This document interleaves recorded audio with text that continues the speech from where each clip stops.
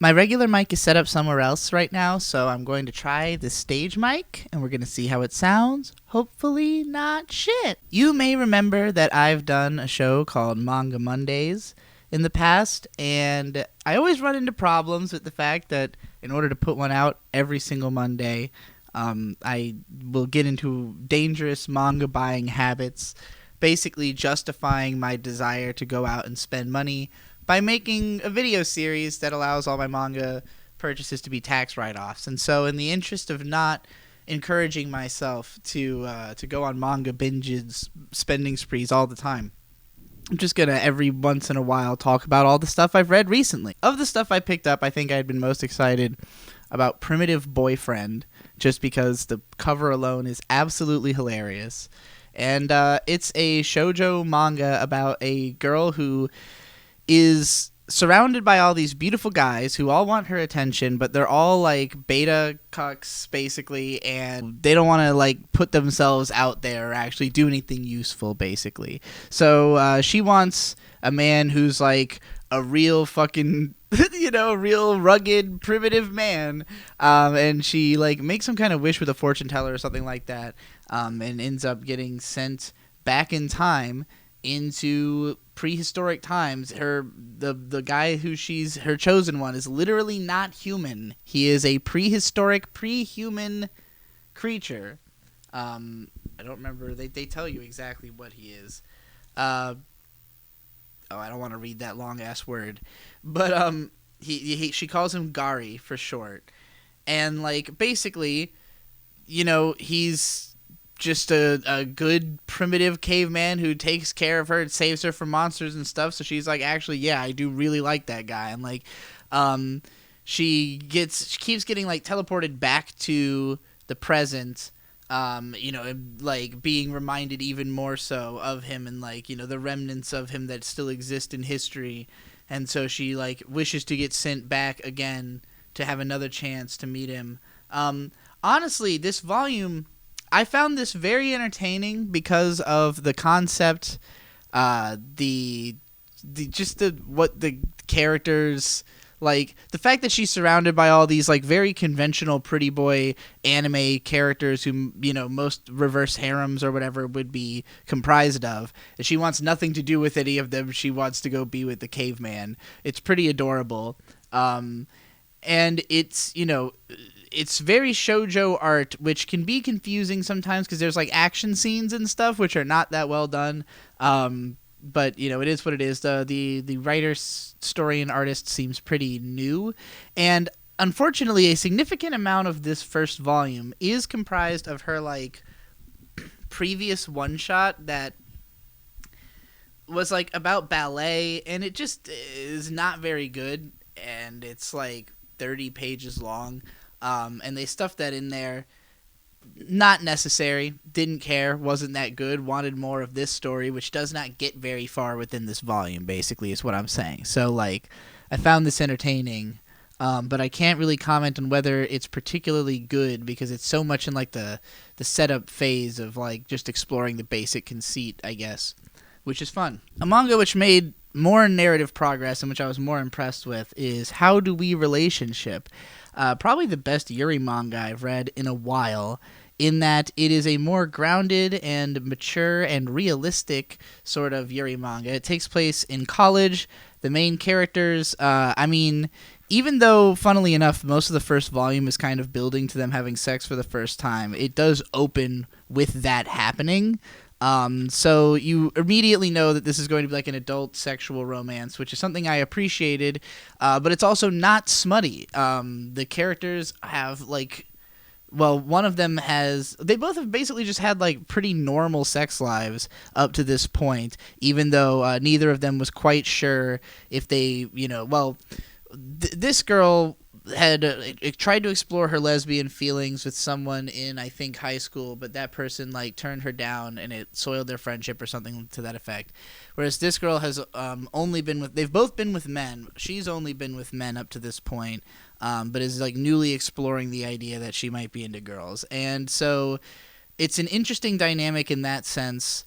It doesn't try to preserve like any kind of innocence or fair maidenliness. It's not a Yuritopia story where there are no men in the entire universe, which is how a lot of Yuri stories are. These characters remind me a lot of the chemistry between the main characters in Girlfriends, where one of them is like sort of more shy, the other one is more outgoing, but because the characters are older, they are presented with a bit more nuance. And I love Girlfriends, so when I say that, I'm saying that like this is a pretty well written manga, and it has really expressive, fun artwork. It feels very. Here, this is a great example of an image. Like, just the way that the characters are drawn are simultaneously realistic and expressive, kind of in a way that reminds me of like Gainax, like Karekano or something. It doesn't, go quite as off the rails as Gainax might with its visuals, but like it's just got such a super comfy vibe. The main characters are both extremely likable. You want their relationship to go well because they have such good chemistry and they seem like they both benefit one another a lot to be around each other. The other characters are really fun. They have this other girl who's basically like mega slutty and just like wants to fuck around and have vapid fun times until she kind of like meets these characters and is like, maybe I want to have like a meaningful relationship sometime myself. And she hangs out with this sort of just like a like nerdy girl who's just like, hey, I like hanging out with you because you're cool and pretty. And those characters are just a ton of fun. So also like the main character, I think they're both actually in a band together. Like she invites her to join her band. So the band characters are all fun as well. You've got like the characters coming out of the closet to their friends and things like that, and how that all goes is fun. It's just a very warm-hearted, cool lesbian romance manga that is that did more for me than most of the other Yuri I've read, I guess. And next up we have Animeta, which is about becoming an animator. This girl wants to be an animator super bad. She joins a prestigious studio, and they let her on board in spite of the fact that she is not very good. But they see a lot of potential in her because it seems like what they're kind of getting at, because none of the characters just outright state it, but there's all these scenes of like all these animators looking at her work and being like, I see something here. But basically it seems like she has a super innate sense of how to capture movement in animation. She just can't draw very well. So like, because of the fact that they think that she can be an amazing animator one day, they're trying to train her up even though she sucks. And the other new recruits are like, they both are sort of like elitist, see themselves as like badasses, and that's why they're at this studio. And so like it makes them mad that this girl is there, but they also aren't like hot shit either, and they're kind of going through the ringer. So it's a pretty good manga for just like going through step by step of how someone becomes an animator, what the training process is like, all the materials needed. It's an in-depth kind of guide type manga. And because of the fact that it has one central character, whereas like Shirobako or even like Soregaseiyu as like industry based stories like have a huge ensemble cast and explore in a more roundabout way the situation, this is like more presented like a shonen manga where it's like she's literally step by step trying to go from zero to hero as an animator, and like each chapter learning a new thing about being an animator. So it's pretty enjoyable in that way. The artwork is like nothing special, it's just kind of realistic. The main character doesn't leave that much of an impression. She just kind of really wants to be an animator because of this magical girl show that left a strong impression on her.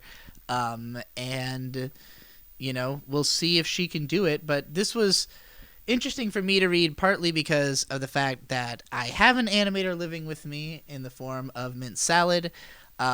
She has been doing all kinds of animations, and I was also interested in showing her this so she could see more of like what the professional environment looks like. But also for me as somebody who wants to get more into doing animation, and in the time since reading it, I have written and storyboarded a 7-minute first episode of a witch anime.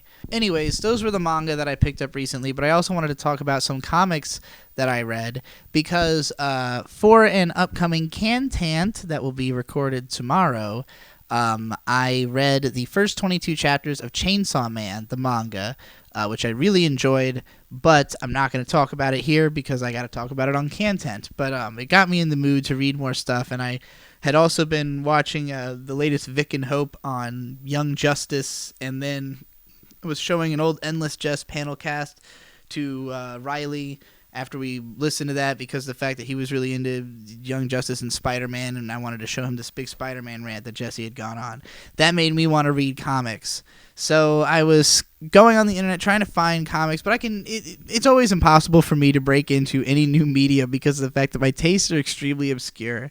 And I've gotten to the point with anime that I can usually tell pretty quickly if I'm going to like something. With other mediums, it can be a lot harder. So I tend to only seek out stuff that like has such an immediate impact on me, like where I can tell I'm going to like it right away. And that tends to be what I try to read.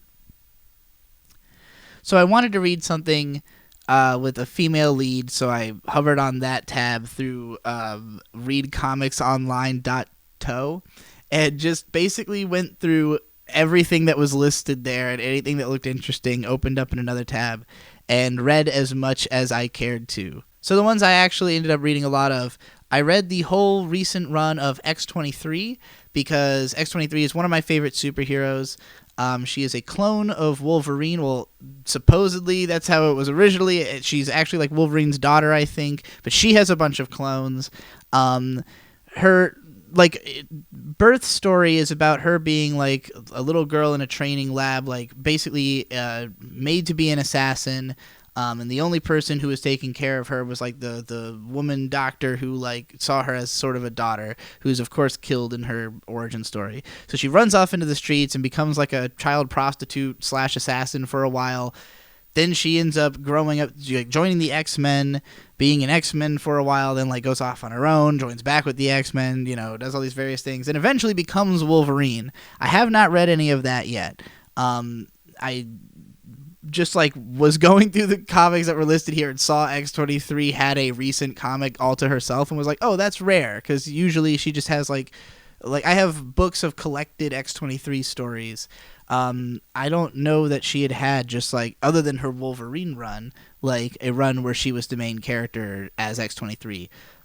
So it was her, and she has a younger sister now, her clone named Honey Badger, since she's Wolverine, although she's calling herself X-23 in this comic. I don't really know like what I haven't read enough to know what all the name changes are about exactly. It's fine. I really appreciate this aspect of the character as somebody who myself has drifted through many phases of life and changed my name all the time. So like, there's good reasons I connect with X-23 as a character.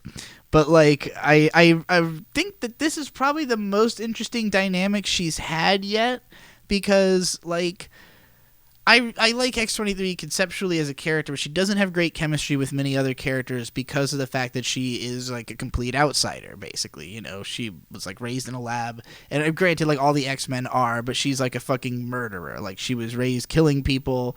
A little bit darker than most of the the teens working at the X-Men Academy. So like,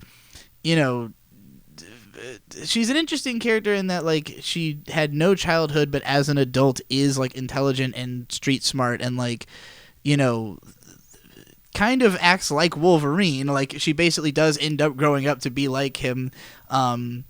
But like having a little sister character makes sense for her, and the sister is like, she's written to maybe be like a little bit too smart and like, I like Zoomer speak constant. You know what I mean? Like, though, just the way the comic is written, I would say some of the dialogue could be a little bit grating. But I really liked Honey Badger's personality of being like a kind of a bad kid but superhero. Like she goes to school through one chapter on like a mission. Like she's not somebody who goes to school normally. She's a superhero, but like she will do that for a thing. And there's a part where she's like grumbling to herself about how like it's like unfortunate when you can't just punch someone in the face for what they just said to you, like that's what she's used to being able to do. So I thought they were a fun pair of characters to read about. Unfortunately, the story only goes for like 12 chapters, I think, and like covers a couple of arcs. I can't even really say I remember what the storylines. Oh, that's right. It was heavy on clone stuff, like, which was kind of neat. Like it was more sci-fi than I was expecting, in that it was like heavily going into like all this crazy clone shit. Because the first arc is like there's these 5 sisters who are all like the same clone, but like some of them have like slightly different personalities and think they're better than others, and so they fucking start manipulating and fucking with each other. And then one of them takes over Honey Badger's body briefly, like there's like a soul graft technology or whatever.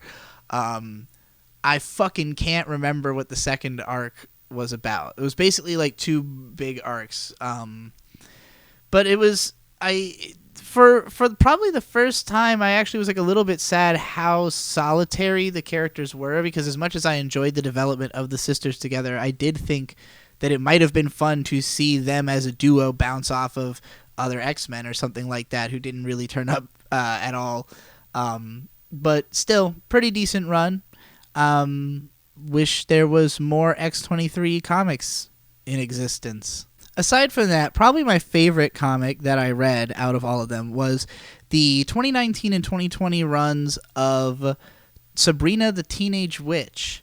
And this was like, so I didn't really know anything about the character Sabrina the Teenage Witch, other than that there was a 90s TV sitcom that I remember seeing like a couple episodes of, where she's got a talking cat, and she's a witch, and she does witchy things as a high school student or whatever.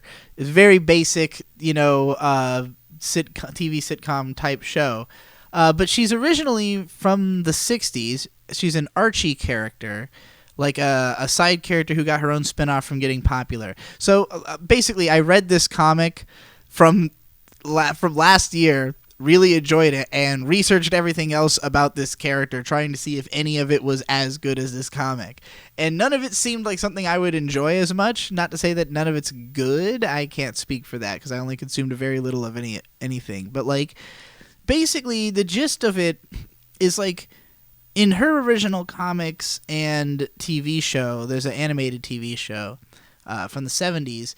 It's basically just a gag comedy sitcom. Like, there's a laugh track in the show.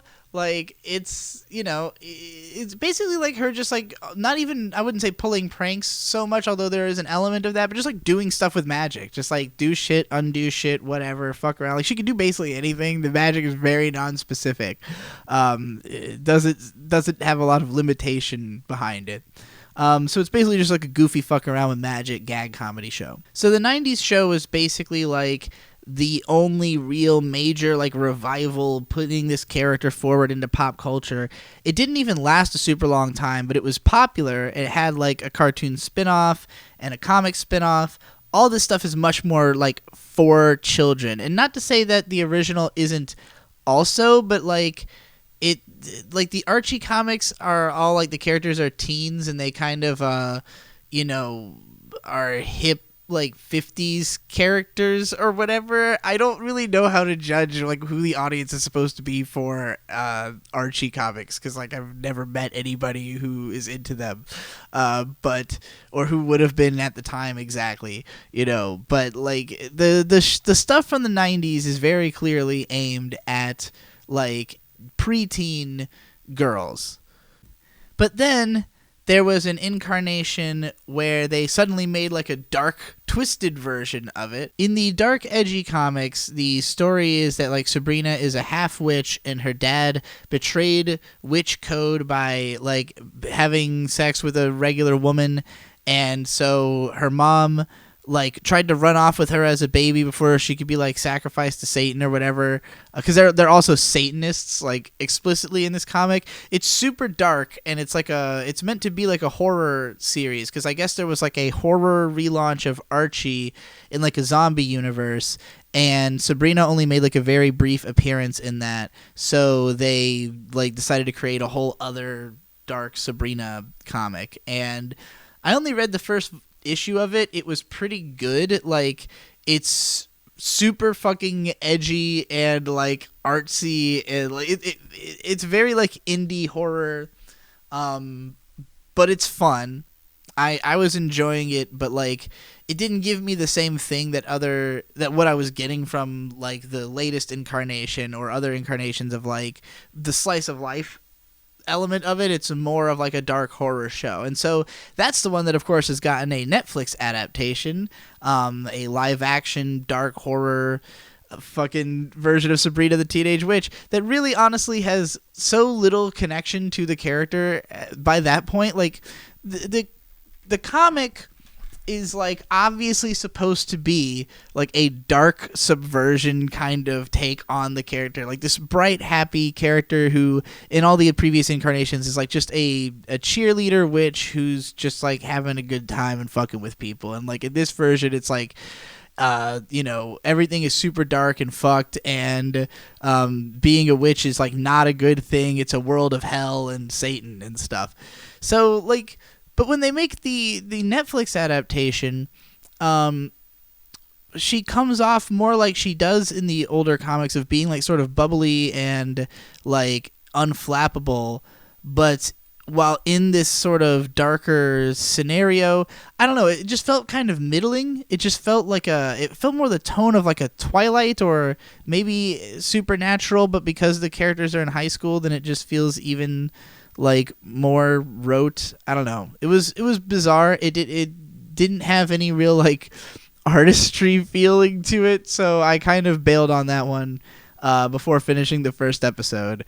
But the comic that I really enjoyed, which I had accidentally read volume 2 of first, because basically there was a 5-issue run last year and then another 5-issue run this year that is not concluded yet. But basically each volume is an attempt to tell like a actual cohesive dramatic story using Sabrina as a character, and it works by just playing up the idea of her like stressing out over having to live 2 lives, that like trying to deal with witchery stuff, and especially because in this version like there's basically like problems in town. It's not even the case of this comic like telling some kind of exceptional story using the character or anything like that. I really like the art style. I like the way that the characters are written and the dialogue and the way that the story is handled. It just felt like they had taken this character and tried to understand like what makes her work that could be translated into a dramatic story.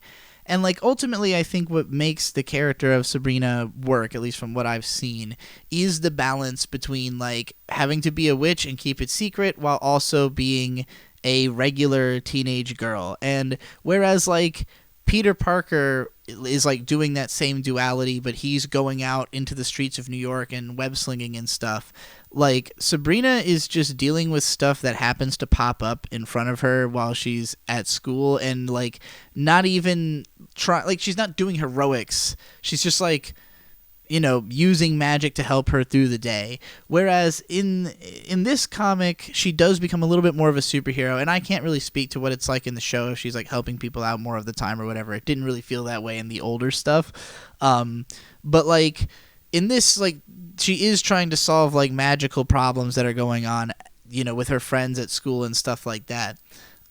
So there's like a bit more of a superhero vibe to it, but like it's still sort of, contained within problems that actually pertain to her social life, which is like also it's like that again, the balancing of all the different things. The more I think about it, the more I feel like it is kind of just like she turned into Spider-Man. She's kind of just like girl Spider-Man, but as a witch. I'm fine with that. There's a lot of cool details about her character. I like the way that the world building is set up in this version, and like they definitely incorporate elements from the edgier series, because like I said, in the original, Sabrina is presented as like a cheerleader, regular girl, like normie kind of, whereas in the edgier series, then she's like, oh, people are scary, and like, if they find out you're a witch, you'll be in trouble. And that's more the angle that the new comic takes, is like when she's going to school for the first time, she's like, oh, people are dangerous, I don't know what's gonna come of this, and like she's helping out this like bullied girl, like the nerdy girl becomes her best friend. But like in every incarnation, she's like got beautiful guys all around. There's like one character who's consistently supposed to be her boyfriend, although his boyfriend status varies from series to series. In this comic, he kind of gets cucked out, which he always is presented as like sort of a simp. So I wasn't too surprised that this would happen to him in this comic. But you know, she's always got like all these guys around her and stuff, to the extent that in like the old comics it is played up to like a ludicrous degree that she's like, you know, got all the boys around her finger. But it's because she's a witch and she can literally just do that. Like, she can just make people fall in love with her, and you know, is not a particularly moral character in the earlier stuff. So like the latest incarnation, again, she became a superhero. She was not originally like that. But as a witch-based superhero comic about a teenage white-haired witch, it was cool. I kind of like constantly reblog white-haired witch imagery on my Twitter all day. So when I realized that this character existed, I was like, oh, cool. Now I want to know everything about her. Unfortunately, not much of what there was to know was all that interesting, but I investigated it all and had to have an outlet to share what I had experienced with you. So I made this video. Oh God, I read a bunch of other comics. Most of them I didn't get that far in or didn't leave that much of an impact. If you have any like comics that you recommend that you think I would like based on my interests, my favorite comics are Hellboy, BPRD, Batwoman, the J.H. Williams III run. I like Alan Moore's stuff, but I've already read most of it. You know, I don't recommend me classics. I've got all the recommendation lists of all the classics. Recommend me obscure stuff like Sabrina the Teenage Witch or fucking X-23 that you think I might enjoy. Anyway, that's it for this one. Thank you. Bye.